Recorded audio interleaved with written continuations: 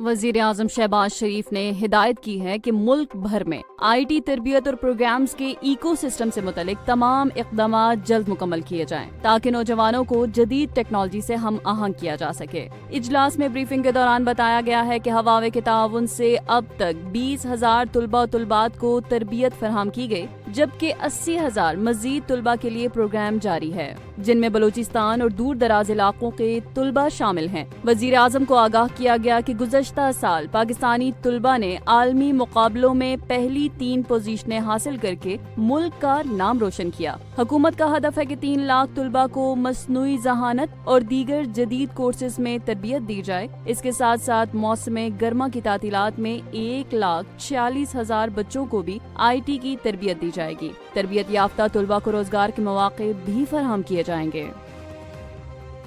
Iran की वजारत सेहत ने तस्दीक की है कि इसराइल के हालिया फिजाई हमलों में अब तक 224 अफराद शहीद हो चुके हैं, जिनमें 90% आम शहरी हैं। हुक्काम का कहना है कि इन हमलों में न सिर्फ आम अफराद बल्कि कई एटमी साइंसदान और आला फौजी अफसरान भी शहीद हुए। शुहदा में पासदारान इनकलाब के सरबराह जनरल हुसैन सलामी, ईरानी फौज के chief of staff general Mohammad Bagheri और खत्मुल अंबिया हेडक्वार्टर के commander general Gholam Ali Rashid शामिल हैं। ईरान ने इन हमलों को खुली जहरियत और जंग का आगाज करार दिया है। मुतासरा इलाकों में रेस्क्यू और इमदादी सरगर्मियां जारी हैं, जबकि खित्ते में कशीदगी शदीद हो चुकी है और मुकम्मल जंग के खदशात बढ़ चुके हैं। ईरान ने आज सुबह सवेरे इसराइल पर एक और शदीद मिसाइल हमला किया है। ईरानी खबर रसां इदारे के मुताबिक दर्जनों बैलिस्टिक मिसाइल तेल अबीब, मकबूजा, बैतुल मुकद्दस, हीफा और दीगर शहरों पर दागे गए। इन हमलों से मुतअद्दिद इमारतें तबाह हो गईं और कई अफराद जख्मी हुए, जिनमें एक की हालत नाजुक बताई जा रही है। हीफा में एक पावर प्लांट को भी निशाना बनाया गया, जिससे आग लगने के बाद वस्ती इसराइल में बिजली की फरहमी मुतासिर हुई। इसराइली फौज ने सायरन और अलर्ट सिस्टम फ़ाल करते हुए शहरियों को महफूज मकामात पर मुंतकिल होने की हिदायत दी है। फौजी हुक्काम का कहना है कि एयर डिफेंस सिस्टम हमले रोकने में नाकाम रहा, ताहम फिजाइया जवाबी कार्रवाई में मसरूफ है। तज्जियाकारों के मुताबिक ईरान और इसराइल के दरमियान कशीदगी एक मुकम्मल जंग की शक्ल इख्तियार कर सकती है।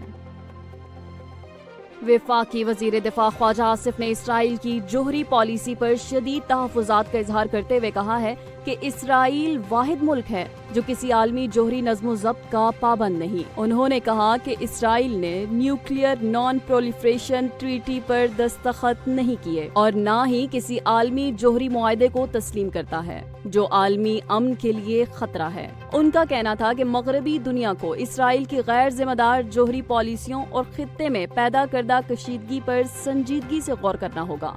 ख्वाजा आसिफ ने वाज़ेह किया कि पाकिस्तान एक जिम्मेदार जोहरी रियासत है और इसकी सलाहियत सिर्फ दिफाई मकासद के लिए है। उन्होंने मुस्लिम दुनिया को खबरदार किया कि अगर इसराइल जहरियत पर मुत्तहिद न हुए तो हर किसी की बारी आएगी।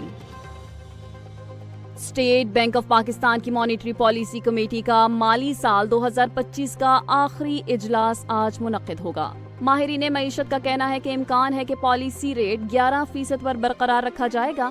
याद रहे कि स्टेट बैंक जून 2024 से शरह सूद में बतदरीज कमी कर रहा है और अब तक 8 इजलासों के दौरान शरह सूद में मजमूई तौर पर 11% कमी की जा चुकी है। कारोबारी हल्के मुसलसल मुतालबा कर रहे हैं कि शरह सूद को सिंगल डिजिट तक लाया जाए ताकि सरमायाकारी और कारोबारी सरगर्मियों को फरोग मिल सके।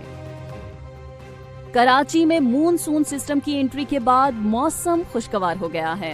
महकमा मौसमियात के मुताबिक आज भी शहर में गरज चमक के साथ हल्की सी दरमियानी बारिश का इम्कान है। गुज़श्ता रोज सरजानी टाउन, सुपर हाईवे और बल्दिया समेत मुख्तलिफ इलाकों में प्री मूनसून बारिश हुई। समंदरी हवाएं बहाल होने के बाद हवाओं की रफ्तार 10 से 20 किलोमीटर फी घंटा तक मुतवक्के है, जबकि हवा में नमी का तनासुब 50 से 80% तक रहेगा, जिसमें गर्मी 6 से 9 डिग्री सेंटीग्रेड ज्यादा महसूस की जा सकती है। महकमा मौसमियात का कहना है कि आज शहर का दर्जा हरारत 37 से 39 डिग्री सेंटीग्रेड तक जा सकता है, जबकि रिकॉर्ड शुदा दर्जा हरारत 30 डिग्री रहा।